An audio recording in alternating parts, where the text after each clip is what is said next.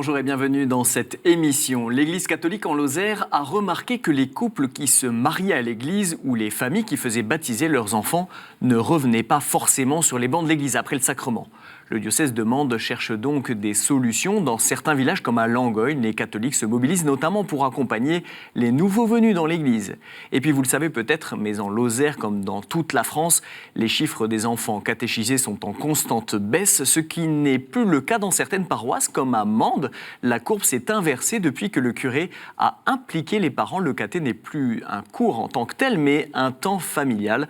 Et nous recevons aujourd'hui Monseigneur François Jacolin. Bonjour Monseigneur. Bonjour. Monseigneur, pour commencer cette émission, pouvez-vous nous donner déjà peut-être quelques chiffres, quelques éléments sur votre diocèse pour comprendre dans quel contexte on évolue?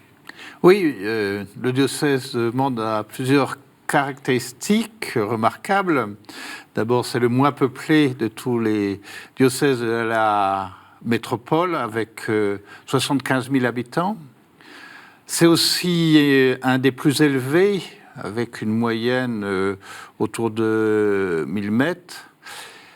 Voilà, c'est aussi un pays qui a une grande tradition chrétienne et pratiquante, voilà, mais aussi qui est affronté aux défis du monde d'aujourd'hui. Justement, il y a 50 ans, on disait qu'il y a en Lozère un curé par village.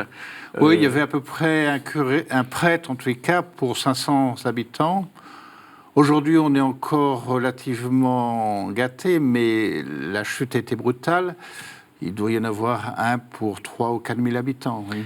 Peut-être pour rappeler quelques chiffres, 60 prêtres, dont 25 en activité, parmi lesquels 5 prêtres de moins de 60 ans. Il y a aussi 5 prêtres fidéidonomes qui sont d'une grande aide. Les 25, oui. Est-ce que cette crise de la foi touche les familles également? De quelle manière?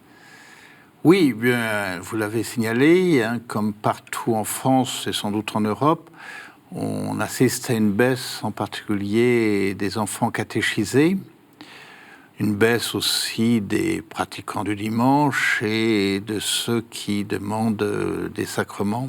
Le taux de pratique s'élève à peu près à combien? C'est très difficile à dire, il est quand même plutôt plus élevé que la moyenne nationale, oui. Alors Monseigneur, justement, on en parlait en introduction, les chiffres des enfants qui suivent le caté sont en baisse partout en France et le diocèse de Mende ne fait pas exception.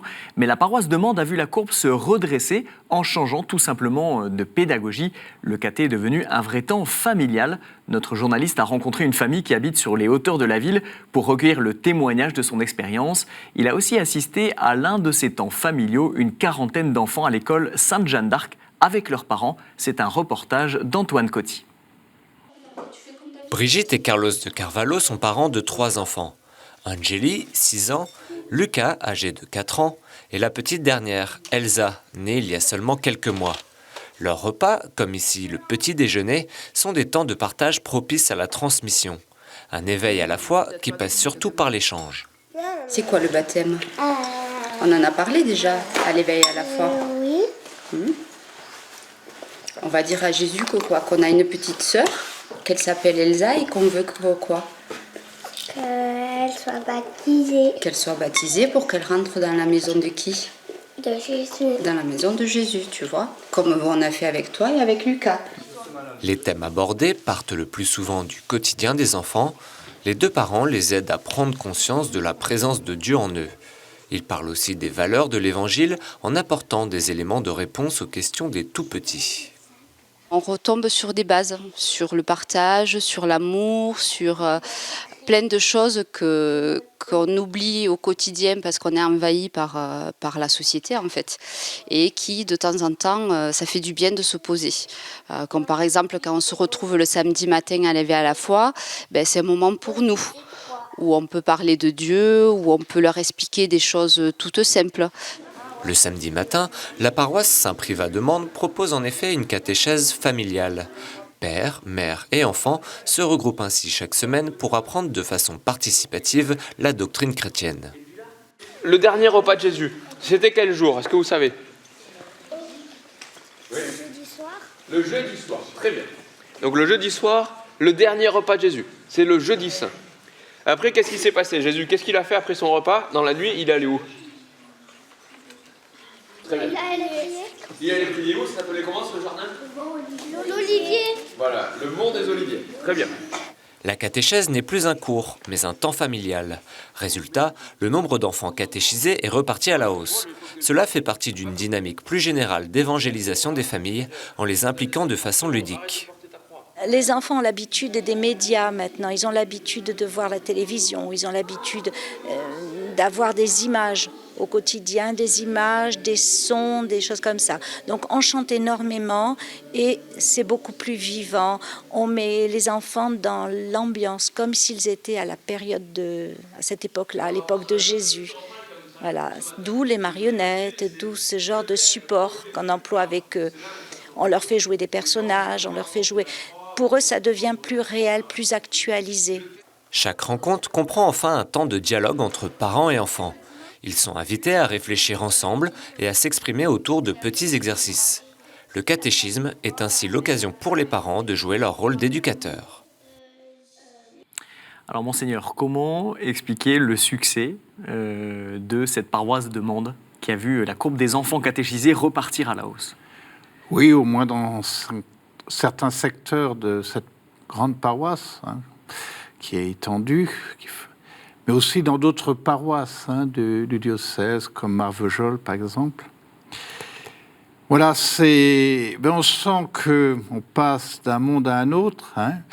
Il y avait le catéchisme tel qu'on l'a connu, avec une catéchiste, un groupe d'enfants, toutes les semaines, et ça correspondait très bien à une époque où il y avait encore un peu dans la mentalité qu'il fallait envoyer les enfants au catéchisme, même si les parents n'étaient pas trop pratiquants. Et puis aussi un monde où effectivement c'était un peu le modèle de la classe qui était le modèle parce que ça marchait bien culturellement. Aujourd'hui, c'est vrai, et donc c'est très bien dit par la responsable qu'on est entré dans un autre monde, en particulier un monde de l'image, un monde aussi où on aime davantage bouger. Et puis, donc, un défi, c'est que il y a quelques dizaines d'années, même si les parents n'étaient pas très pratiquants, ils poussaient leurs enfants à aller non seulement à la catéchisme, mais il y avait aussi en famille des gestes, des prières. Donc l'enfant enraciné dans la tradition chrétienne. Oui, oui. Et alors aujourd'hui, c'est moins le cas. Et même, alors il y a quand même un petit renouveau, je crois, dans les jeunes familles, se rendant compte que si elles ne se préoccupent pas un peu d'encourager les enfants à connaître l'Évangile, Jésus, et la foi, et dans le monde tel qu'il est, ils n'auront rien de ce côté-là. Alors qu'est-ce qui se passe chez ces enfants et chez ces parents? Qu'est-ce qu'il y a de particulier? Pourquoi impliquer les parents finalement? Oui, alors impliquer les parents, ça fait longtemps qu'on essaie de le faire en catéchèse en France, mais quelquefois on a voulu faire tenir aux parents le rôle de catéchiste, en leur mettant des manuels dans les mains et leur demandant de catéchiser leurs enfants, même si on les soutenait par des réunions. Mais là, mais en fait, les parents souvent se sentaient un peu écrasés par cette responsabilité et avaient du mal à la remplir. Donc là, c'est plutôt créer une certaine synergie entre, d'une part, les catéchistes, les prêtres, et puis les parents, en leur demandant, quand ils peuvent, leur présence, et quand ils sont là, en les impliquant, mais sans leur demander plus qu'ils ne peuvent donner. C'est-à-dire que même sont catéchisés, en fait. Oui, bien sûr, et avec aussi des petits apports qui leur sont propres, mais même les activités que l'on donne aux enfants, ils en profitent d'une certaine façon. Et avec aussi, par là même, une expérience un peu de fraternité, de convivialité, entre parents, catéchistes, prêtres et enfants, intergénérationnel, comme on dit, et qui, je crois, est très importante, a toujours été très importante. Ça fait partie de la communion fraternelle, une des notes de la première communauté chrétienne, qu'on avait peut-être quelquefois un peu perdu de vue, ou bien ce vivre ensemble, il se vivait autrement dans une culture rurale d'il y a 50 ans. Aujourd'hui, il faut vraiment provoquer un peu ces moments-là. Monseigneur, vous avez parlé de ce changement de monde, ce changement d'époque. Est-ce que, finalement, le constat de la baisse des enfants catéchisés se basait aussi sur le fait que les parents, à la maison, ne pouvaient plus soutenir, finalement, leurs enfants, que les enfants se retrouvaient peut-être isolés, finalement, oui, tout à dans leur fait. foi? Oui. Alors, parce que, sans doute... les parents eux-mêmes, tout en ayant quelques références chrétiennes, valeurs chrétiennes, s'étaient éloignés un peu d'une pratique en Église. Mais aussi, je crois, parce que la façon de vivre la foi, de transmettre, a évolué. Et même les parents sont quelquefois un peu démunis devant cette culture de l'image, d'Internet aujourd'hui. De crise de la transmission. Oui, qui est une crise plus générale que la crise de la transmission de la foi. C'est une crise de la transmission dans l'ensemble de la société moderne. Monseigneur, est-ce que vous souhaitez étendre finalement ce catéchum temps familial à tout le diocèse? Est-ce que c'est un modèle qui doit maintenant prévaloir? En tout cas, encourager. On ne va pas imposer un diktat. Il faut aussi les bonnes personnes pour initier un peu ces changements. Il faut aussi faire attention à certaines dérives possibles. Il n'y a pas de modèle idéal. Et il y a des avantages, mais aussi des risques. En particulier, donc, souvent, dans certains coins, pour certaines années, ils sont réunis ou le samedi matin, ou même le dimanche matin, à Marvejols en particulier, mais une fois par mois. Alors, sur un temps plus long, mais il faut faire attention que, effectivement, le temps soit suffisamment long, avec des temps évidemment un peu variés. Donc chaque paroisse doit trouver son fonctionnement propre. Et en ne réduisant pas trop le temps que les enfants peuvent passer au catéchisme, quelle que soit leur place. Donc voilà un point d'attention.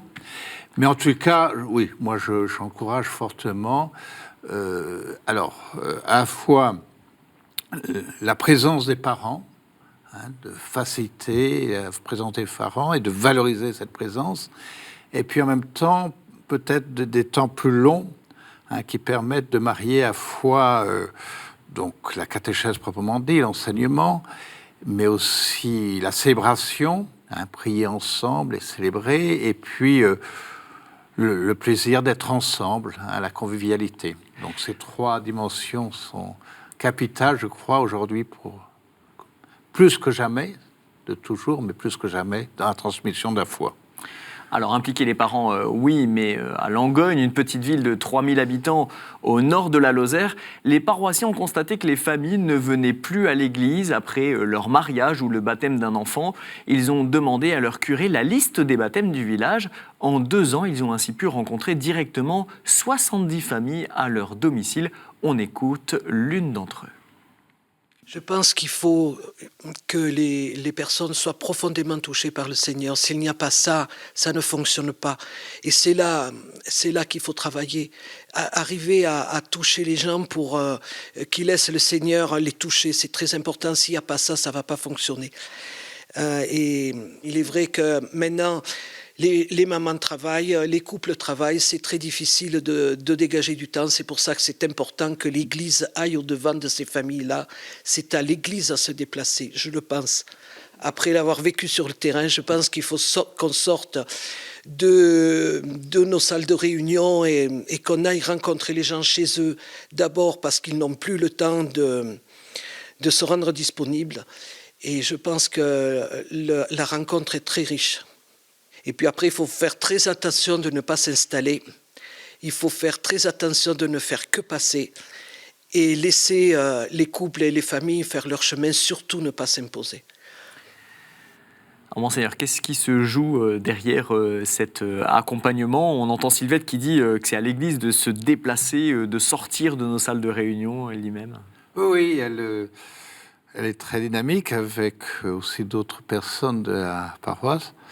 Je crois que c'était avant même que notre pape nous dise d'être une église en sortie, des églises qui va vers les périphéries. Donc voilà, certainement quelque chose d'un peu prophétique. Mais ce qui est dans la nature même de l'Église, hein, qui est envoyée en mission par le Christ ressuscité. Et alors que ça prend évidemment des formes différentes. C'est un genre de parrainage qu'on voit là, c'est un petit peu cette forme. Non, c'est plutôt donc 2 ou 3 personnes qui sont passionnées par la transmission de la foi aux plus petits et voilà, qui ont voulu aller chez les parents qui avaient baptisé leurs enfants il y a 3, 4, 5 ans, hein, pour leur rappeler un peu, enfin d'abord pour faire connaissance, pour sympathiser et pour voilà, dire que c'est bien d'avoir fait baptiser les enfants, mais voilà, c'est le moment peut-être de commencer à voir comment transmettre ce qu'ils ont déjà reçu dans le baptême, mais qu'ils en prennent conscience et qu'ils apprennent à vivre en chrétien. Pourquoi est-ce que les parents venaient et il n'y avait pas de suivi derrière? C'était ça le... Ils venaient pour la préparation baptême, ils venaient évidemment pour la célébration baptême, mais ensuite, même si ça les avait touchés, ensuite la vie telle qu'elle est les reprenait. Et donc si on ne va pas vers eux, si on ne va pas d'abord pour les rencontrer tout simplement, hein, pas pour simplement rappeler que ça serait bien, mais prendre le temps hein, de parler avec eux de ce qu'ils vivent en famille, humainement. Hein. En fait, c'est prendre soin et faire attention à ce qu'elles vivent, quoi, tout simplement. Oui, voilà. Tout à fait. Ouais. Et voilà, je crois que effectivement, c'est une initiative qui est féconde et qui aussi change un peu l'image de l'Église dans la tête des gens. C'est-à-dire une image d'une église renfermée sur... Oui, sur un peu, et il faut toujours aller frapper pour lui demander à la porte pour lui demander quelque chose, tandis que là, c'est l'Église, à travers ces personnes, qui vient à eux. Dans son exhortation apostolique à Maurice Laetitia, le pape François invitait les catholiques à prendre soin avec amour de la vie des familles, car elles ne sont pas un problème, mais une opportunité. Alors c'est quoi cette opportunité des familles en Lozère pour l'Église? Enfin, c'est pour le monde entier. Alors comment ça vous touche au niveau local? Oui. Non, mais c'est... Voilà, la famille, c'est la bénédiction de Dieu hein, qui se transmet depuis les origines et qui se multiplie à travers les enfants qui naissent et qui grandissent. Et l'Église est faite de la même vie, finalement, fondamentalement, que la vie des familles, que la vie du monde.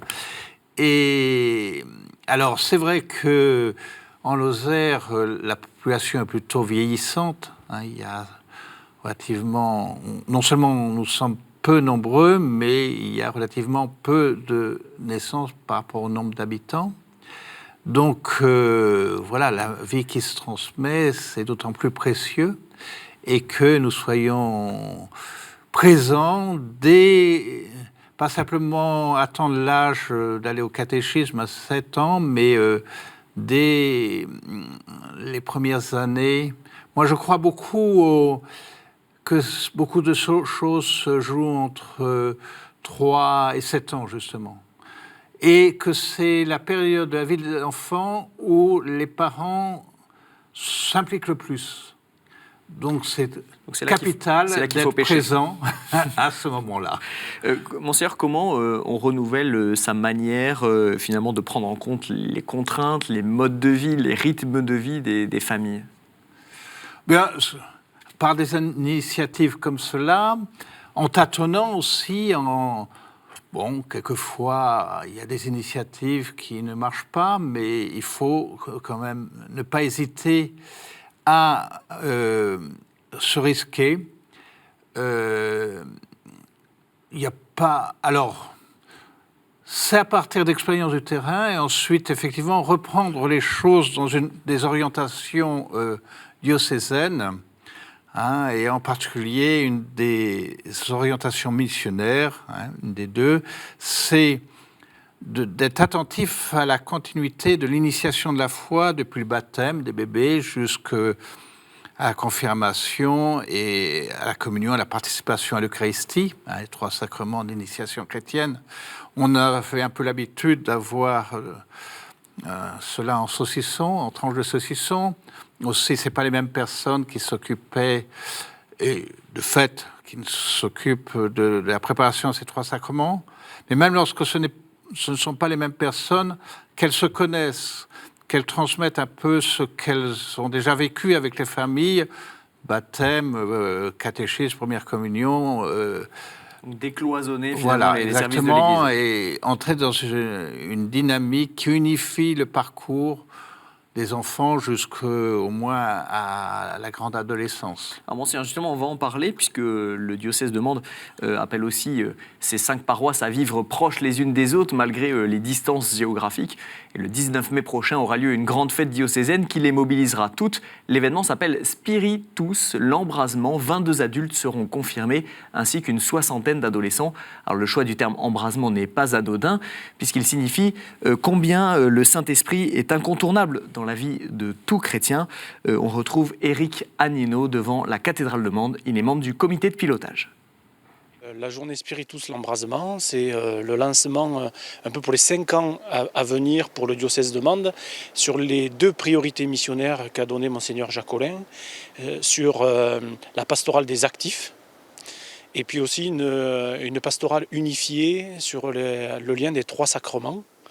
Et donc la date de Pentecôte 2018 a été choisie pour à la fois regrouper tous les confirmants du diocèse sur un seul lieu, donc à Mende, devant la cathédrale nous sommes, et c'est ici que se tiendra donc le 19 mai prochain la confirmation de tous les confirmants de l'année, de tous les âges. On veut vraiment un temps convivial, un temps de partage, de fraternité, aussi montrer que le diocèse de Mende vit sa foi, et c'est vraiment très riche de travailler ensemble et de voir combien la vitalité du diocèse est présente en tout cas dans ce groupe et comment ils ont réussi à trouver pour s'entourer, pour travailler, des personnes qui s'engagent et qui ont envie que cette journée soit vraiment un lancement réussi, que tout le monde s'embrase, quoi. Alors on va tous s'embraser, c'est un beau programme ça. Oui, se laisser embraser par l'Esprit Saint. Alors j'entends le Éric Annino qui parle d'une cible prioritaire quand même, qui est celle finalement des actifs, donc on peut dire en 25-65 ans. Pour quelle raison?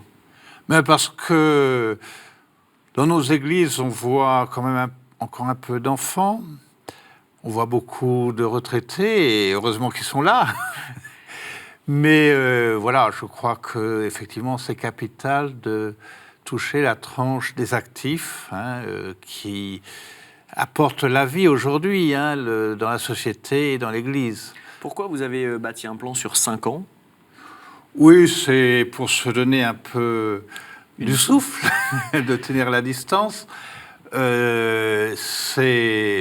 au bout de 5 ans, on fera un peu le point, on vous verra comment continuer, peut-être en orientant un peu différemment et en lançant de nouveaux chantiers. Très concrètement, qu'est-ce qui va se passer pendant ces 5 ans?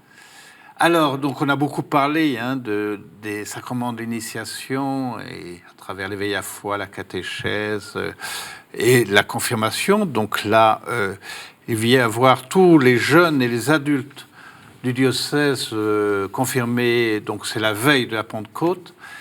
Et ils sont plus de 80, je crois, ce qui est pas mal pour notre diocèse. Mais l'autre dimension, donc, c'est effectivement aller vers les personnes actives pour mieux les connaître d'abord.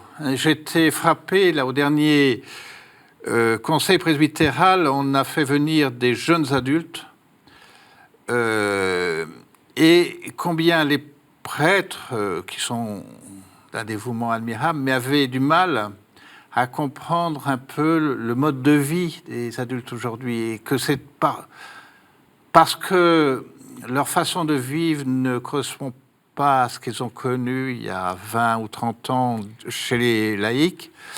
Ils avaient l'impression un peu que rien ne se faisait et que rien ne se vivait. Donc d'abord connaître cette génération-là, donc aller à leur devant. Donc ces 5 ans, c'est un espèce d'aggiornamento finalement. Oui, puis donc là-dedans deux peut-être dimensions. Donc une, on n'a pas abordé les parents par les enfants, et puis aussi peut-être relancer l'intuition de l'Action catholique, alors sous de nouvelles formes, mais auprès de mondes professionnels comme le monde de la santé, le monde de l'agriculture, parce que effectivement là, il y a certainement une perte par rapport à il y a 30 ou 40 ans de contact dans la vie concrète des gens, dans la vie professionnelle. Donc réinvestir finalement la vraie vie des gens. Merci Monseigneur d'avoir accepté notre invitation. Et merci à tous pour votre fidélité. Je vous rappelle cette grande fête du diocèse ouverte à tous, Spiritus, l'embrasement le 19 mai prochain. Vous retrouverez les infos nécessaires mais aussi toutes les actualités sur le site internet du diocèse www.diocèse-mende.fr. Si vous souhaitez revisionner cette émission, rendez-vous sur le site de KTO. N'hésitez pas à la partager tout autour de vous. À la semaine prochaine. Au revoir.